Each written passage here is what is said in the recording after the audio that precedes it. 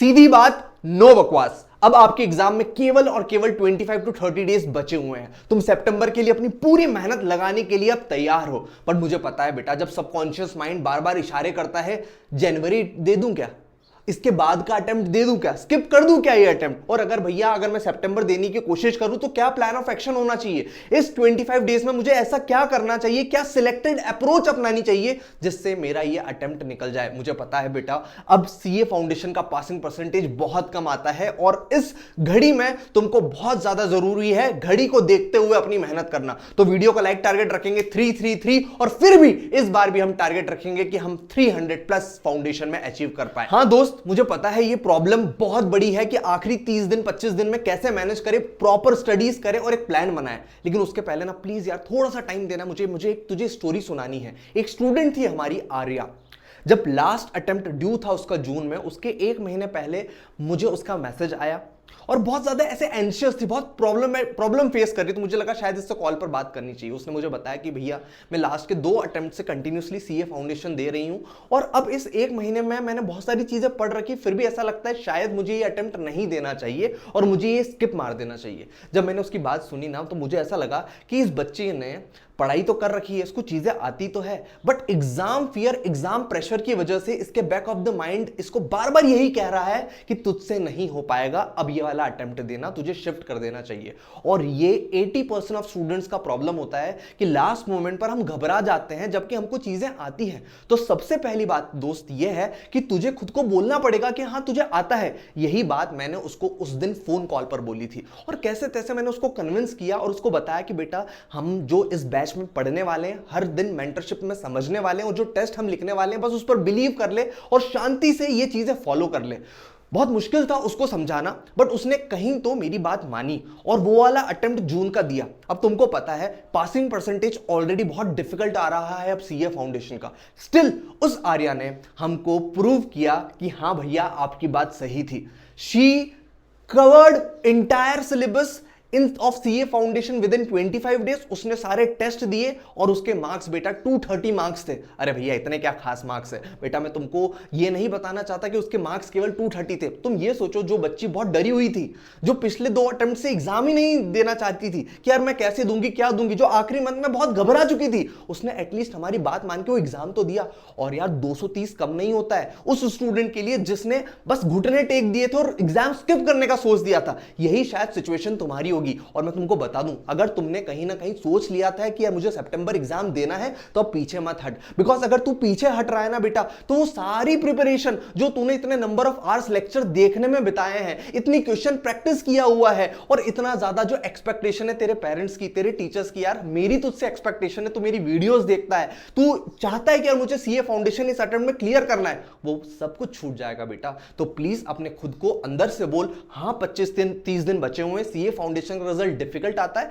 But हाँ मेरी preparation उस लेवल की है। और तेरी प्रिपरेशन अगर नहीं भी है ना, तो मैं तेरे को बता दूं, तू 20-25 दिन में बहुत अच्छे से चीजें करके एग्जाम बहुत अच्छे से लिख के जा सकता है। और बेटा मेरी बात ध्यान से सुनना, तुझे यकीन नहीं होगा इस चीज को सुनते हुए, लेकिन अपना 30-40% सिलेबस इतना अच्छा मजबूत होना चाहिए जिससे 70-80% तक हम स्कोर कर सकते हैं, जिसको हम प्यार से एबीसी एनालिसिस भी बोलते हैं। मुझे पता है तूने वाली वीडियोस देख रखी है, बट अभी खुद पर विश्वास कर, हम पर विश्वास कर, क्योंकि मुझे पता है तेरी प्रिपरेशन बहुत अच्छी होगी। अब मैं जो तुझे स्टेप बाय स्टेप मॉडल बताने वाला हूं, इसके बाद इसको नोट डाउन करना डायरी में।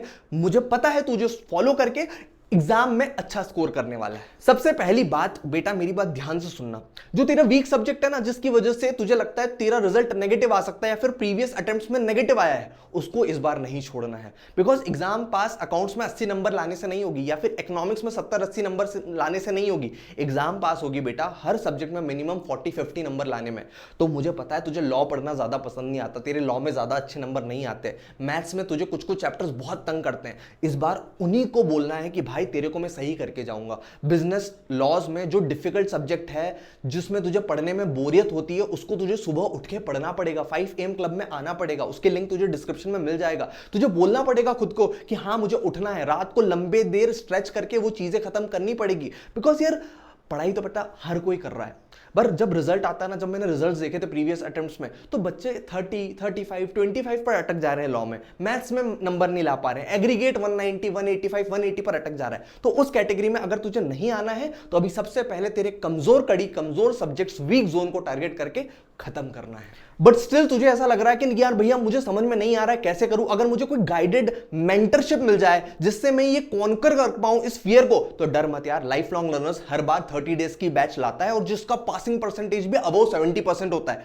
तो फटाफट आज ही जो 51 स्टूडेंट्स की बैच है ना, उसमें एनरोल कर ले। ट्रस्ट मी, 999 प्राइस है और ये डिस्काउंटेड प्राइस है for the next 2 days for the 51 students only. और मुझे पता है बेटा, ये छोटा सा इन्वेस्टमेंट तेरी लाइफ सीए फाउंडेशन से हटा के सीए इंटर में पटक देगा। यहां पर डेडिकेटेड वेडनेसडे और सैटरडे हम तेरा मेंटरशिप कॉल पर पूरा बात सुनने वाले हैं, तुझे बताने वाले हैं कैसे तू अपने वीक सब्जेक्ट्स को स्ट्रांग में कन्वर्ट कर सकता है और स्ट्रांग को स्ट्रांगेस्ट में कन्वर्ट कर सकता है। और इसमें डेडिकेटेड टेस्ट तुझे देने पड़ेंगे, फुल सिलेबस, वो भी 2 पूरे सिलेबस के टेस्ट, मतलब टोटल 8 बार तू टेस्ट लिखेगा जो कि तू आईसीआई के एग्जाम में लिखने जाने वाला है, अभी जो तेरे प्रिपरेशन वाले प्लान में नहीं है। तो डेडिकेशन से जब तू उस बैच में आ जाएगा ना और मेहनत करेगा ना, तो हम तुझे बता पाएंगे कि तू सीए फाउंडेशन कॉन्क्वेयर कर सकता है। और डर मत यार, इसमें 100% रिफंड पॉलिसी इस बार भी हमने रखी है ताकि तेरा हम जो है ना ट्रस्ट जीत पाए कि अगर तूने मेहनत करी, सारे टेस्ट दिए, मेंटरशिप कॉल्स अटेंड किए, तो तेरा रिजल्ट नेगेटिव नहीं आएगा। ये सब करने के बाद तू 100% सीए इंटर में चले जाएगा। और फिर भी नहीं गया ना, तो take your investment amount back from us, that is 999।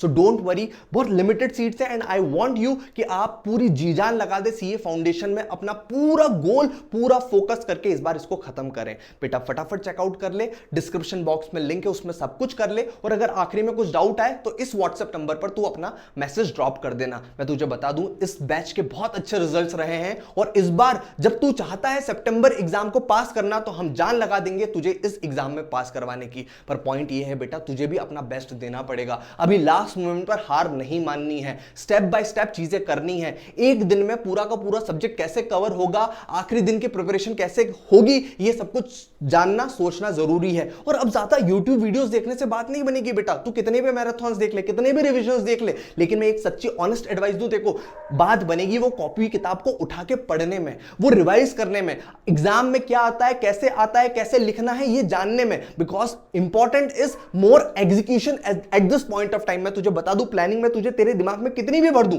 लेकिन पॉइंट है एग्जीक्यूशन का, और वही हमारा मोटो रहता है 30 डेज बैच में। तो फटाफट जा एनरोल कर ले and I will see you in that batch. Bye bye, take care, see you in CA inter soon.